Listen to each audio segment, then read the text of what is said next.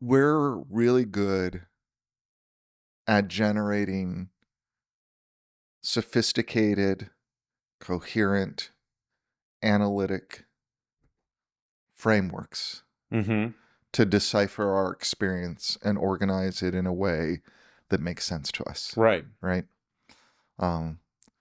Phails at philosophy.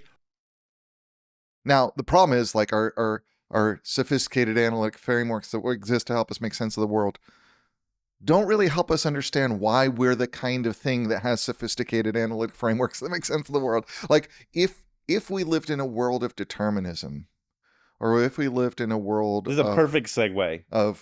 Like why would we need to have a concept of determinism? So determinism, Right.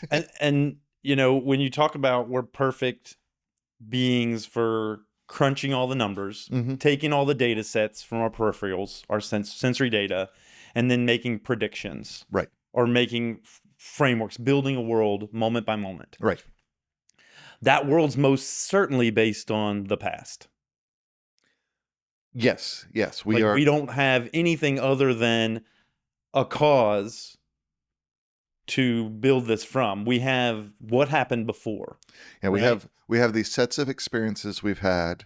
Right. That we are at the moment we're contemplating them. Every time I put my hand next to a fire, it's really hot. If it gets too close, it will burn. And so for my lifetime, I don't mess with fire. I won't put my hand in it. Right. I won't, you know. And that requires memory. That requires memory. So there's past, and then this is what I think determinism is in a nutshell. It's the combination of the past and the laws of nature will provide the next thing that happens. Right.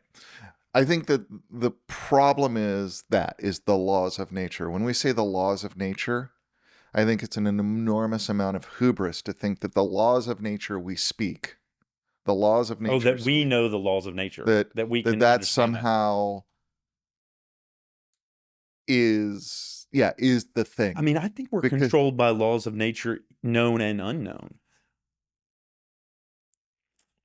I don't even know if the concept of a law of nature is sufficient to represent what it is beyond our modeling of the world. Like in a world where there's impermanence, how can we have a law? Right. Like, yeah, exactly. I mean, and I think that's part of like what the Buddhist philosophical tradition gets at, because it goes this other direction. Instead of saying this is a determinate world, the fundamental nature of the world is its indeterminacy, right?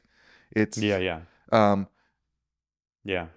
So like that's if we think of impermanence as indeterminacy, which I think is one way to think about impermanence, is indeterminacy, which is the chaos and randomness. Right. Is that whatever we establish as the thing, it too will go away. It will change. Let's backtrack a little bit. Okay. I did something new with this reading this time. Good. And that was I didn't take any notes at all. Okay. Was this a I'm going to experiment with not taking notes and see how that goes, or was it I got a very limited amount of time, I'm going to do this without notes, it'll go. I mean, it was opportunistic, man. It was the latter. Right. We scheduled this, Friday or Thursday. Yeah. I needed to read it. But what I did was I read it more than once and I watched videos on it. There's a lot more Western videos on this than there are Buddhist videos. So I did immerse myself in a more Western context. And this Western puzzling over the paradoxes of determinism, that is really what he's talking about. It seems like it didn't exist for Buddhism. It seems like they're like, this isn't even something we've thought about. Yeah. I mean, it's a different kind of, one is it's like when you dig into other traditions of philosophy, you see how like this is a particular problem. And I think when you see that, you have to ask yourself, is this a problem that is a problem that's a real problem? Or universally a problem? Right. Is that what you mean? Or is this a problem that is a problem that emerges from aspects about how Western reasoning works, right? Which gets us to the beginning. It seemed like this was a problem that emerged through the desire to give God a break. Yeah, I mean, or not.